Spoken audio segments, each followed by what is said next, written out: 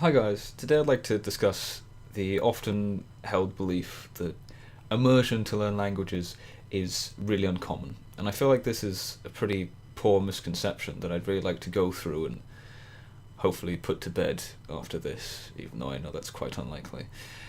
What made me originally think of this was an event recently that you probably know about where I did discuss what I do to learn languages with someone who's gone through a university course to do it. And one of the things I kept bringing up, as if it was some sort of negative, was the idea that the method that I use is very unusual or uncommon. And exactly that idea of, you walk away from something and you think of the perfect comeback like 20 minutes later and you really wish you could have done it, sort of thing. That's where this came from, because I realised something. I realised something so utterly obvious that was really silly that I missed it in the moment. And that is, I could have used literally anyone as a point of reference. I could have pointed to him, I could have definitely pointed to me, I could point to random people all on the street passing by during that moment. I could have all used them as evidence of people that have become natively fluent at least one language from using nothing but language immersion. So I'd really like to go and further explain that, because honestly,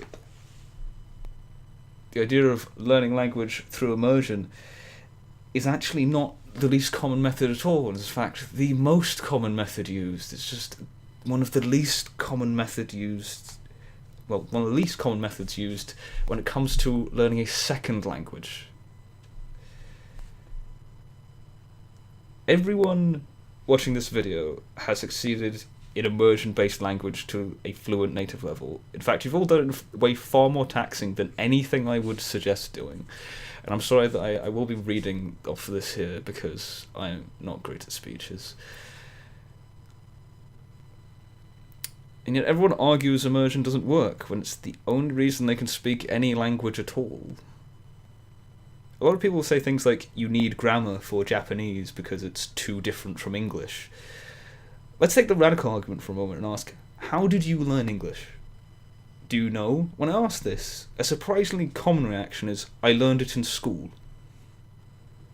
So, you learned your first language in school? What language did you use to study in? Or learn it in? What language were you taught English in? How did the teacher ever teach you a concept greater than what you already understood? You clearly couldn't have translated it from something else. So you had to have been using English. You were already a fluent speaker of your native language before you went to school, even if your vocabulary was bad and you made tons of spelling mistakes. The question you have to ask is, everyone starts at zero, so are you smarter than a Japanese toddler? As a radical example, are you telling me that you cannot learn like them at all? Are you actually incapable of that? Because they, after all, are not special.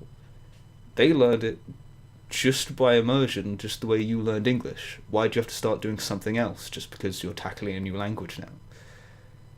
Every time you open a book, watch TV, hear people on the bus, or watch this video, you are doing language immersion for your native language. You're just not thinking about it that way because it's easy now and you feel like your ability is instinctive and impossible to lose. But actually, there are a few rare examples of, if you say spent 25 years in another country where you were fluent in their native language and therefore had no need to use your native one anymore, you may even entirely forget your native language. The example here is of course, someone I've used before who's a best-selling author, well, an award-winning author of Japanese books who natively speaks English and now can't anymore. You'd be baffled how much of your language ability depends on conscious interaction with it. It's not just your second language that gets rusty because you haven't used it since that trip to France a few years back. It's your own one, but you may never notice because your native language is your comfort zone now, where you run away to when other languages take too much effort. Babies aren't special. Outside of a few arguable factors, their main advantages are lots of free time,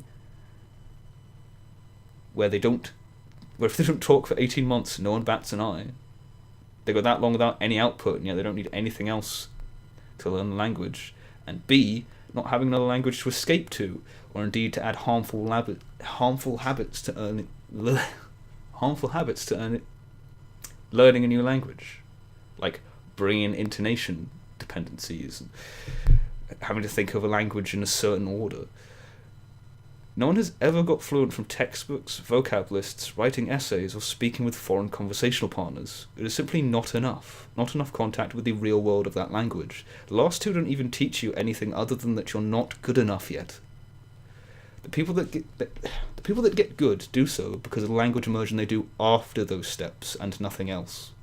If you got good after going to Japan, that's what made you good. The lack of resistance to taking in the actual language, not the textbook preparation you did before you started. No one gets fluent from that. Whereas the number of people alive today who have become native level fluent in a language through immersion is approximately 7.7 billion, and that's just the people who are alive. The reason immersion is the core of things like AJATT is because AJATT was based on concepts of language acquisition learned from real specialists about how people learn language, period. Not how to learn a second language, how to learn a language, how people learn language, full stop. Learning language through immersion is the most normal and common way to learn a language. It's just somehow not common enough.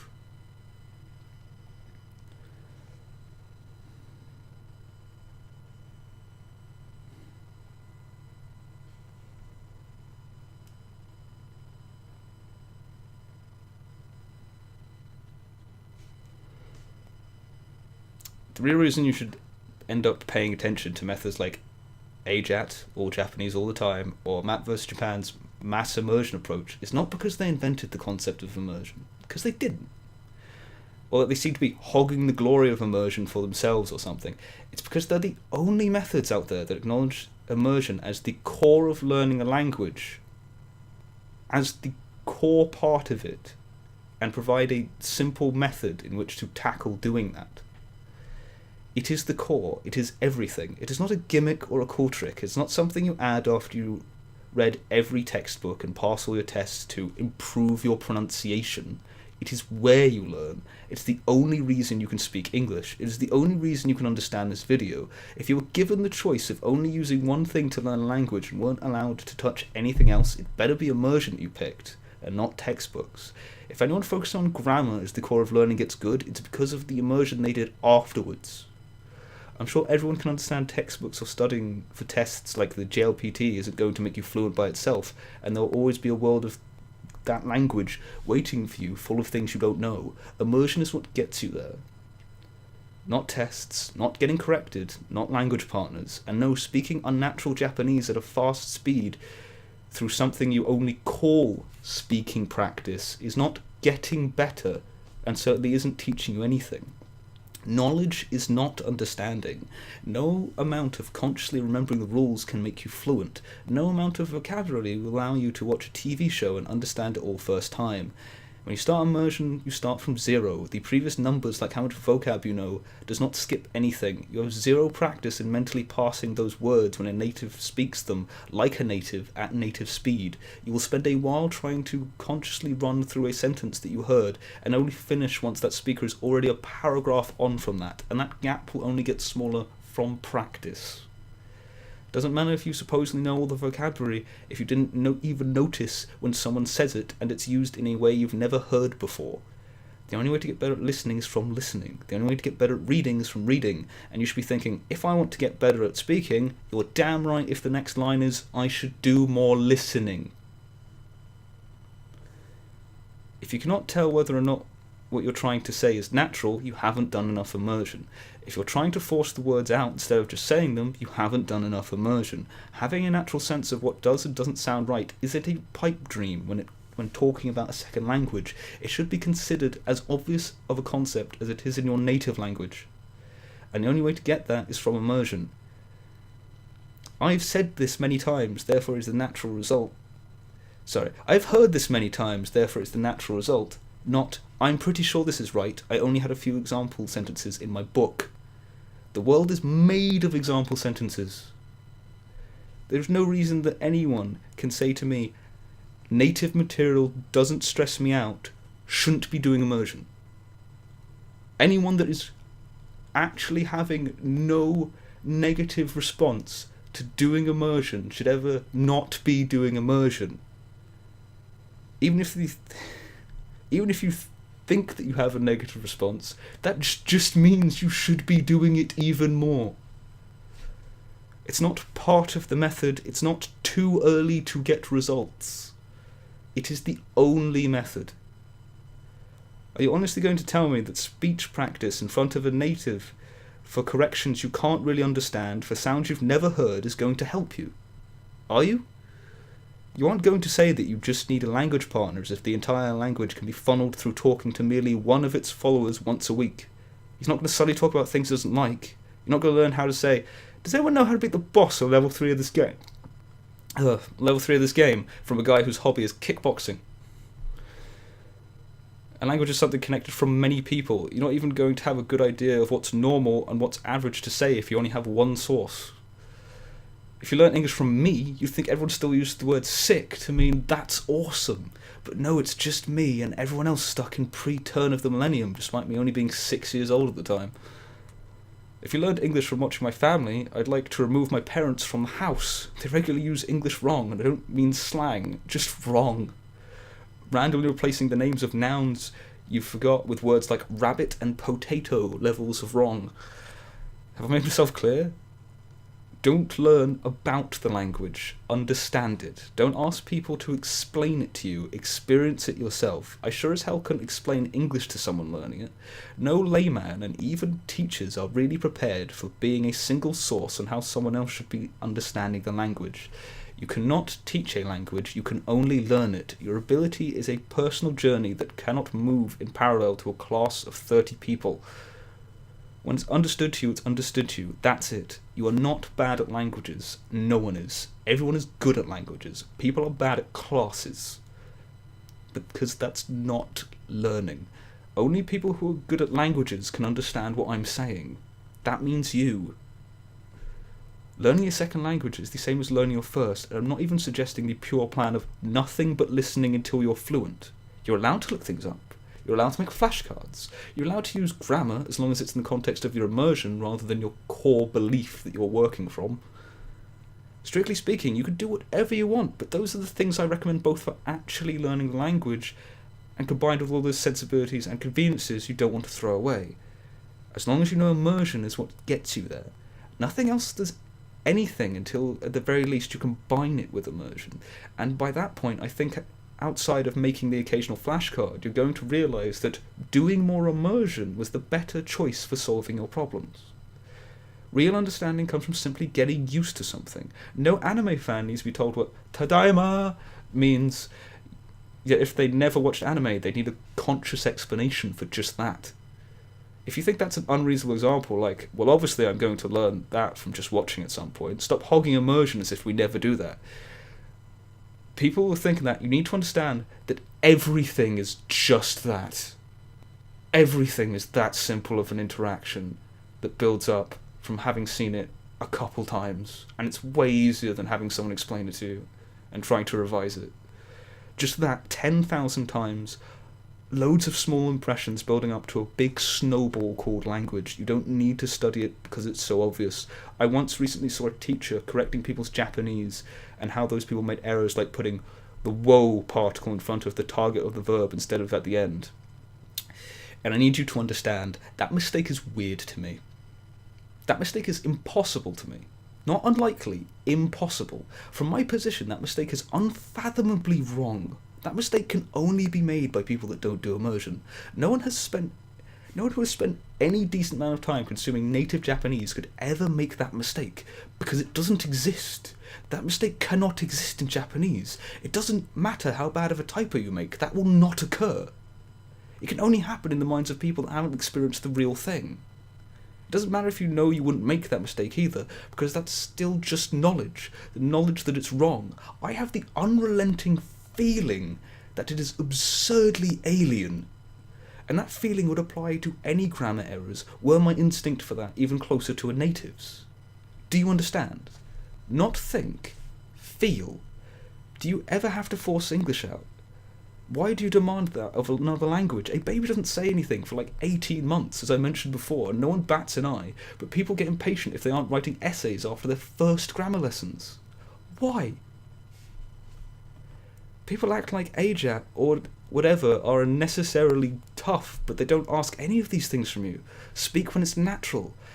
Learn from the masters. Watch anime while you do it. Gain instinctual understanding that at best uses conscious knowledge for memorization, not output ability. Never pointlessly line yourself up with test standards, and instead be constantly aware of the real standard of the language. Actual natives. People who are actually good at a language don't need tests. They just talk. They just read. They just watch TV. I don't need a piece of paper to prove my ability in English, because after all, that's self-evident to anyone that listens to me speak. All a test can do is say, yeah, you're right, you aren't there yet, but here's an A anyway. I don't need anyone else to tell me how good I am at Japanese. I know how good I am at Japanese. I know my outputting isn't perfect, and my accent definitely needs work. I'm still going. I'm not done. And even before people try to twist my arm with those acknowledgements, I can read, I can watch TV. For 90% of learners, that's mythic god level and really shouldn't be. Being literate in your target language certainly shouldn't be rare. It should be an inevitability. But turns out, it really isn't. Hell, there have even been times where I've seen a native screw up words even I know. And even if my level of speaking isn't satisfactory to myself, it's likely a level in which, unfortunately, most of the people who are practicing early speaking can probably only dream of, and I really wish that wasn't the case. I really wish I didn't have to live as if I'm in some crazy box where I have to spend all my time breaking down other people's assumptions before I can even get to my point. Because they're just wrong. I know that sounds arrogant, because after all, there are so many learners out there doing the tried and true, but the tried and true honestly isn't tried and true at all. In fact, examples of fluent speakers are rare. Forget native level.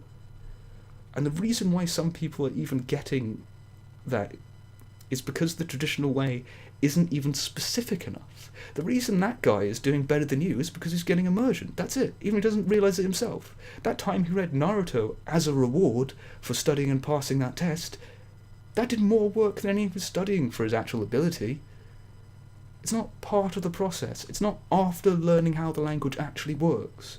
Before you do immersion, you have no skill, no ability, and that shouldn't be scary. It should be obvious. You don't just learn new words. You didn't really know that grammar you studied until you got to immersion. You can learn a language without grammar, but you cannot learn a language without immersion, because that's trivia, not ability. The point I really want to end getting across here, that I probably should have been in an intermittent point where I changed where part of my script was awkwardly. I'm someone that, through less than 2 years of studying Japanese through immersion, seem to blow people's mind by just telling people I read things. Like, for example, this is the book I'm currently reading. I've mentioned it before. I'm studying how to do programming in Japanese, and I just understand it. Like, here's Gantz, one of the first things I ever tried reading as a challenge. When I come back to it like a year later, I went through the entire thing and I knew everything instinctively. I didn't have to look anything up. I just know all the words, even though it's a very awkwardly natural sounding thing that not a lot of other comics are written like. And anyone else that's making any of these diaries can be a living example of any of these concepts. And the sad truth is that people that go against them probably cannot put forward any argument for them being better. One of the greatest points is that recently, Matt vs. Japan put up a video of him actually speaking Japanese. The reason why he didn't for so long, or at least for a long period, a long video of him speaking, is precisely because he cares about how he sounds, and his target is natives, not beating other people. So he interacts with natives all the time. So he can't be cocky about how well he speaks, because it's only impressive to natives, and that's how I feel. Reading is not a big deal. Being able to watch most shows and just get them should not be a big deal. It should be a natural part of what you're doing, and if you are not getting there from what you're doing, there's a problem. Yet there's an army of veterans out there who have been doing Japanese for 7 years. And you haven't got anywhere near this. And people say that I have so much time, etc. But, like, seriously, if you were a university student, you could have accomplished the same amount of time that I had. You just have some tests in between. Like, if you were a university student of Japanese, you could just do this. If you're that committed to learning Japanese, why don't you just go to university anyway? To do it, just give yourself time to do this. That's what university's for, to give you the time to study the things you really want to study. And let you live while you do it. I am a living example of, you could just do this. That's the whole reason I make these videos, because I can demonstrate that I can just do this. So, you know, like, go post that on Reddit or something.